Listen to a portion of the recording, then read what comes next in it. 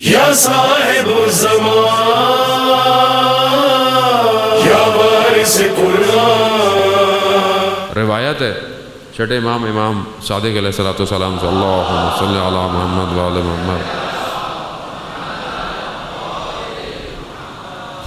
امام روایت ہے کہ جب ہر کہا کہ جو آخری ہمارا ہوگا وہ لوگوں کے درمیان چلتا پھرتا ہوگا، تمہارے فرشوں پر اس کے قدم بھی رکھتا ہوگا، ہر سال حج پہ بھی وہ آتے ہیں اور لوگ انہیں دیکھیں گے بھی صحیح مگر پہچانیں گے نہیں، اور جب کل ظہور ہوگا تو لوگ کہیں گے نہیں ہم نے تو انہیں دیکھا تھا، یعنی امام ہمیں نہیں پتا، امام یہاں پہ بھی آ سکتے ہیں، نہیں بھی آ رہے تو امام ہمیں دیکھ ضرور رہے ہیں، ہمارے اعمال امام تک پہنچ رہے ہیں۔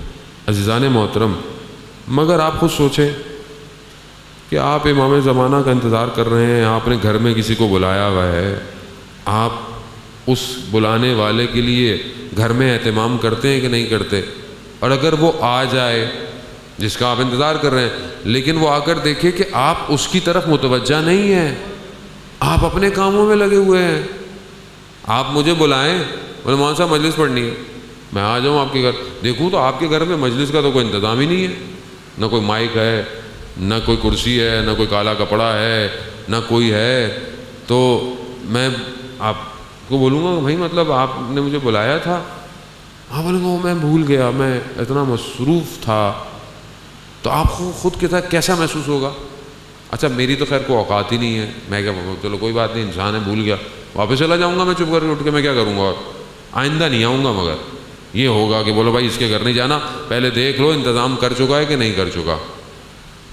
اور میں ہر روز دعا کرتا ہوں اللہ چل اللہ چل اللہ چل، مولا آ جائیے مولا آ جائیے مولا آ جائیے، اور مولا اگر میرے اعمال کو دیکھتے ہوں گے، جو دیکھتے ہیں دیکھتے ہوں گے، اس کی زبان سے صرف اللہ چل ہے، اس کے عمل سے تو مجھے کہیں نظر نہیں آ رہا کہیں میرا انتظار کر رہا ہے۔ عزیزان محترم، ایک شخص کا واقعہ جو میں پہلے بہت دفعہ آپ نے سنا ہو، شاید جوانوں نے سنا ہوگا، میں پڑھ چکا ہوں، لیکن بہرحال گفتگو کے درمیان میں آ گیا، بس اس کے بعد آپ سے التماس دعا۔ ایک شخص کہتا ہے اس کی جو ہے وہ حکمت کی دکان تھی، کہتا ہے 2 جوان آئے میری دکان پر اور انہوں نے کہا کہ کافور اور سدر دے دو۔ کافور اور سدر، جب کوئی مر جاتا ہے تو آپ کو پتہ ہے 3 غسل دیے جاتے ہیں، کافور کے پانی سے، سدر کے پانی سے اور صاف پانی سے، تو کہا اس نے کہ مجھے کافور اور سدر دے دو۔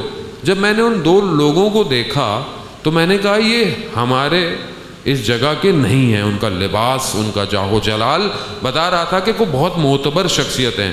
تو میں نے بہت پوچھا آپ کون ہیں، آپ کہاں سے آئے ہیں؟ بہت جب اصرار کیا، انہوں نے کہا تمہیں اس سے کیا فرق پڑتا ہے، تم ہمیں کافور سدر دو، ہم اپنا کام کرو۔ کہا نہیں، جب تک آپ مجھے بتائیں گے نہیں میں آپ کو نہیں جانے دوں گا۔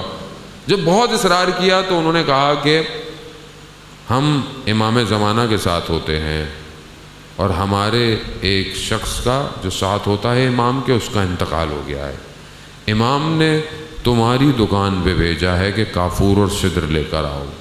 اب جب اس نے یہ سنا تو اس کی تو حالت ہی ایسی ہو گئی، یہ پاؤں پڑ گیا ان کے کہ مجھے کسی طریقے سے امام زمانہ کے پاس لے جاؤ، مجھے امام تک جانا ہے، مجھے امام تک پہنچو۔ انہوں نے کہا نہیں ہمیں اجازت نہیں ہے۔ کہا اچھا ایک کام کر، مجھے لے جاؤ، اگر امام راضی ہو تو ملا دینا ورنہ چھوڑ دینا۔ کہا ٹھیک ہے۔ اس نے اپنا سامان اٹھایا، چلتے چلتے پہنچے تو پانی آ گیا، کہیں دریا تھی، جھیل تھی، دیکھا وہ 2 شخص پانی پہ چلتے جا رہے۔ اب یہ کھڑا ہوا، کہا کیا ہوا؟ کہا میں پانی پہ کیسے چلوں؟ کہا بسم اللہ الرحمن الرحیم پڑھو اور خدا کو آخری حجت کا واسطہ دو۔ کہا میں نے دیا، تو دیکھا میں بھی پانی پر چلتا جا رہا تھا، چلتے چلتے اس پانی کے ایک جگہ پر کہ جہاں صرف پانی پانی نظر آ رہا تھا، اچانک سے آسمان پر سیاہ بادل آ گئے۔ جیسی سیاہ بادل آئے تو بارش شروع ہو گئی، بارش شروع ہوئی تو میرے کپڑے بھیگے۔ جیسے ہی میرے کپڑے گیلے شروع ہوئے تو مجھے ذہن میں آیا کہ میں اپنی دکان کی چھت پہ صابن رکھ کر آیا تھا سوکھنے کے لیے، وہ گیلا نہ ہو گئے ہوں۔ یہ جیسے ہی سوچنا تھا تو میں پانی میں ایک دم ڈوبنے لگا، ہاتھ پاؤں مارنے لگا۔ تو ان دونوں میں سے ایک شخص نے بولا کہ تمہیں نہیں پتا تم جا کہاں رہے ہو، سوچ کیا رہے ہو؟ اس نے بولا اب کیا کروں؟ کہا دوبارہ وہی بسم اللہ پڑھو، آخری اجرت کا واسطہ دو۔ کہا پھر چلتے چلتے کنارے پر پہنچے تو کنارے پر ایک خیمہ لگا ہوا تھا جس سے سبز قسم کا نور نکل رہا تھا۔ کہہ رہے ہیں مجھے وہیں روک دیا، خود اندر چلے گئے۔ کہتے میں نے صرف آواز سنی۔ کیا سنا؟ کہا ہم نے، ان دونوں نے کہا کہ مولا اس نے بہت اصرار کیا اور ہم اسے لے آئے ہیں۔ تو آگے سے امام نے فرمایا کہ جس شخص کی سوچیں صابن میں ہوں وہ ہمارے کسی کام کا نہیں ہے، کہ جس شخص کی سوچیں صابن میں ہوں وہ ہمارے کسی کام کا نہیں ہے۔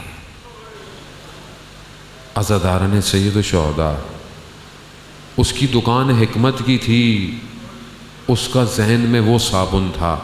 میں طالب علم ہوں، میرا صابن میری کتابیں ہیں، میری مجلسیں ہیں۔ آپ ہر شخص کا الگ کوئی کام ہوگا، ہم سب کے دھیان ہماری چیزوں میں ہے، امام کی طرف نہیں ہے، نہیں ہے۔ میں خود ذکر نہیں کرتا، یہ امام زمانہ خود کرواتے ہیں ذکر، اس کے باوجود میں اپنے آپ کو اتنا کھوکھلا پاتا ہوں۔